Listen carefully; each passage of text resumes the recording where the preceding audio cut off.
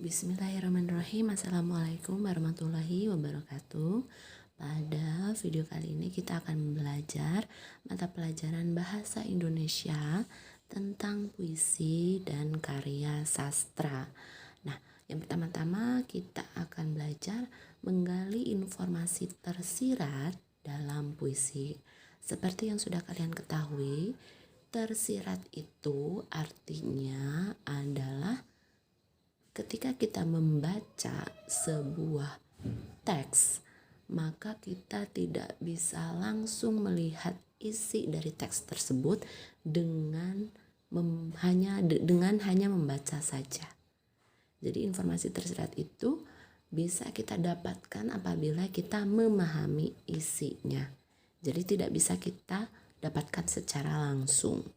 Nah, untuk menentukan isi tersirat pada puisi, kita harus teliti dalam memahami makna kata dalam puisi tersebut. Yang namanya puisi itu kan pasti banyak menggunakan kata kiasan atau kata yang memiliki makna yang lain. Nah, oleh karena itu, untuk mengerti nih isi dari puisi tersebut, kita harus memaknai kata yang ada di puisi tersebut. Setelah kita paham nih maksud yang ada di puisi tersebut, kita bisa menyimpulkan keseluruhan isi puisi dan memaknai bagian puisinya. Nah, selanjutnya bagaimana kalau begitu cara menyimpulkan isi puisi? Nah, cara yang bisa kalian lakukan adalah menyimpulkan puisi itu dilakukan dengan menentukan hal-hal penting dalam puisi tersebut. Jadi ketika kalian sudah selesai membaca puisi, kalian tentukan hal-hal pentingnya. Nah, hal penting tersebut bisa berupa peristiwa penting atau peristiwa menarik yang ada di puisi tersebut. Kemudian, hal-hal penting tersebut digabungkan dalam bentuk kalimat singkat. Nah, itu cara menyimpulkan isi puisi. Selanjutnya adalah memaknai bagian puisi. Dalam puisi itu kan terdapat beberapa bait ya, atau bisa kita sebut itu kumpulan dari beberapa kalimat. Gitu ya. Nah, setiap bait puisi itu memiliki makna yang utuh. Jadi antara bait satu dengan bait yang lain itu biasanya maknanya suka berbeda walaupun sedikit sama karena satu judul puisi gitu. Nah, keutuhan makna tersebut dapat terlihat dari makna setiap lirik dalam bait tersebut. Jadi apabila kita ingin mengetahui makna dari setiap bait pada puisi, kita harus mengetahui makna dulu di setiap lirik pada bait puisi. Nah, lirik itu apa sih? Lirik itu adalah baris ya. Jadi satu bait itu bisa terdiri dari beberapa lirik. Nah, oke. Nah, ini contoh soalnya. Kita baca dulu puisinya. Jika aku besar nanti, ku ingin ikuti semangat juangmu untuk membangun negeri ini, wahai generasi muda. Bangkitlah engkau dari tidurmu, ikutilah jejak para pahlawan bangsa demi kejayaan Nusantara tercinta. Isi atau makna dari penggalan puisi di atas adalah jawabannya yang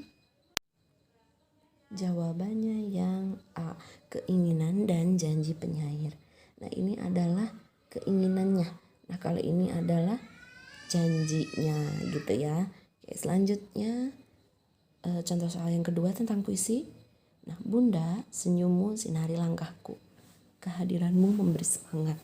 Dekapanmu membuatku nyaman. Nah, isi atau makna dari penggalan puisi di atas adalah jawabannya yang D, betul ya. Jadi kasih sayang Bunda kepada kita itu adalah makna dari puisi ini. Oke, selanjutnya kita akan memasuki materi menentukan unsur intrinsik karya sastra. Nah, di sini karya sastra yang akan kita bahas itu adalah dongeng ya. Nah, unsur intrinsik karya sastra itu diantaranya konflik, amanat, dan tema. Nah, apa sih konflik? Nah, kalau konflik itu adalah pertentangan yang terjadi di dalam diri tokoh. Nah, itu bisa disebut juga dengan konflik batin atau pertentangan antar tokoh di dalam cerita tersebut. Nah, ini bisa kita sebut dengan konflik fisik.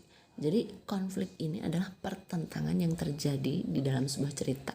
Itu baik itu datang dari orang lain ataupun dari dalam penulis itu sendiri. Oke, selanjutnya ada amanat. Amanat adalah pesan atau makna yang ingin disampaikan oleh pengarang kepada pembaca. Yang namanya suatu karya sastra itu pasti memiliki amanat. Nah, amanat inilah yang ingin disampaikan oleh penulis kepada pembacanya. Ya, selanjutnya ada tema. Tema adalah pokok pikiran atau ide dasar suatu cerita. Jadi sebuah cerita itu sebelum dibuat pasti akan ada temanya.